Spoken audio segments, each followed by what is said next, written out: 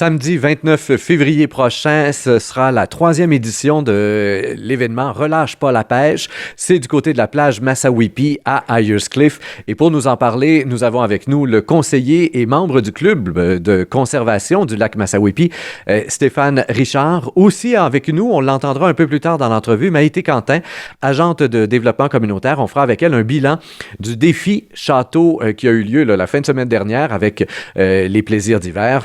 Donc, dans quelques minutes avec elle. Mais, Monsieur Richard, on ouvre avec vous. 3e édition, donc, de cet événement autour de la pêche. Vous-même, grand amateur de pêche, vous êtes là chaque année, j'imagine, et si on se souvient bien, l'année passée, ça avait été un beau succès, cet événement-là. Oui, exactement. Ça a été un très beau succès. On a eu plus de 300 personnes là, qui ont assisté, et même peut-être 400 personnes qui sont venues pêcher avec nous. Donc, on réitère l'invitation cette année, comme vous dites, la 3e édition. Encore cette année, on reconduit le bassin de pêche pour les enfants en particulier. Donc, ça facilite d'attraper des poissons pour les enfants. Donc, c'est plus amusant pour eux. Juste pour rappeler aux auditeurs, le bassin de pêche, il est dans le lac. Là. C'est pas quelque chose qui est à l'extérieur. C'est pas une piscine qu'on installe sur le lac ou je sais pas quoi. On pêche dans le lac quand même. Là. Non, exactement. Donc, il y a un trou de format géant qui est fait dans le lac. Et dans le lac, il y a une structure qui retient les poissons dans la structure pour permettre aux gens de pêcher puis d'attraper du poisson plus facilement. Et au fil de la journée, ces poissons-là sont vraiment relâchés dans le lac pour que tous puissent en bénéficier là, tout le tour du bassin, en fait. Parfait. Et donc, là, particulièrement, ça donne la chance aux enfants de vivre une première expérience de pêche qui soit agréable parce que passer 2-3 heures sans sortir de poisson, ça peut être un peu plate quand on a 10 ans, j'imagine. Bien, c'est ça. Le but, c'est de faire une initiation pour les enfants puis de faire en sorte qu'ils aiment ça puis qu'ils perpétuent, dans le fond, l'activité de pêche sur glace pour les années à venir. Donc, avec ce qui vient d'arriver du côté du lac Magog, les motoneigistes qui tombent, etc., il peut y avoir certains auditeurs qui nous écoutent en disant pas sûr que j'ai le goût d'aller me mettre les pieds sur la glace. Elle est solide, là, et surtout pour des piétons. Bien, écoutez, c'est certain que nous, on s'assure que la glace est suffisamment épaisse pour recevoir les gens qu'on attend. Si jamais, ça serait surprenant que d'ici un mois, il n'y aurait pas... Même présentement, les gens pêchent sur la glace, il n'y a pas de problème. Mais c'est évident que nous, on s'assure que la glace est sécuritaire, qu'elle est assez épaisse. L'année passée, je pense qu'on avait comme 2 pieds de glace. Donc, c'est suffisant pour supporter des camions, etc. Fait qu'il n'y a aucun danger à ce niveau-là. Est-ce que les gens ont besoin d'avoir un permis de pêche valide pour participer à l'activité? Oui, cette année, donc, encore une fois, ça prend un permis de pêche valide. Les adultes. Les enfants pêchent sur le permis des parents, donc les enfants n'ont pas besoin de permis. Et je pense que la plupart des enfants, probablement, ont déjà le permis de pêche en herbe qui est remis 2 fois par année avec le club de conservation au printemps. Et nous, on en a fait aussi dans les 2 dernières éditions en hiver, donc où on remettait des permis de pêche, les pêcheurs en herbe. Donc, on appelait qu'il y ait des permis valides jusqu'à l'âge de 18 ans pour les enfants. Et est-ce qu'on va remettre encore une fois cette année ce permis de pêche en herbe aux jeunes de moins de 18 ans qui se présentent? Pas cette année. L'édition cette année, on a décidé de ne pas aller de l'avant avec ça.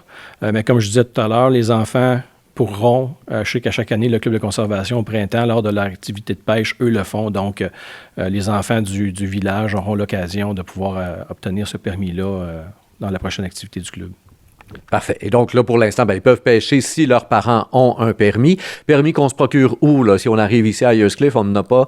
Il faut passer dans un des magasins d'Ayerscliff pour pouvoir l'acheter ou si on l'achète sur place? Non, on n'a pas ça sur place. Donc ici à Ayerscliff, il y a le marché Tradition Guy Patry et Fils qui offrent les permis de pêche. Et évidemment, tous les magasins sportifs là, dans la région les gens peuvent se procurer également. Donc, on paye pour le permis de pêche, mais après ça, est-ce qu'on paye pour participer à l'activité Relâche pas la pêche? Non. Tout est gratuit sur place. Donc, il y aura du chocolat chaud, du café, des hot dogs qui seront servis sur l'heure du dîner. Donc, une fois rendu sur le site, ça coûte absolument rien. On invite les gens... comme l'année passée, les gens attrapent beaucoup de poissons maintenant avec le bassin. Donc, ça serait important, si vous avez des contenants, des sacs de plastique, des ziplocs ou des chaudières, d'apporter vos chaudières pour ramener vos poissons que vous allez prendre là, durant la journée. Parce que l'idée n'est pas ici de prendre un poisson puis de le relâcher. Là. L'idée, c'est de l'amener chez vous puis de le manger. Oui, c'est à peu près ça. Exact. Ouais. Très bien.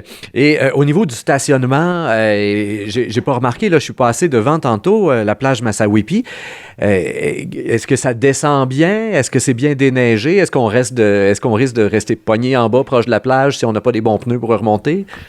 The access to the beach is now plowed. So people that want to go fish, they can go.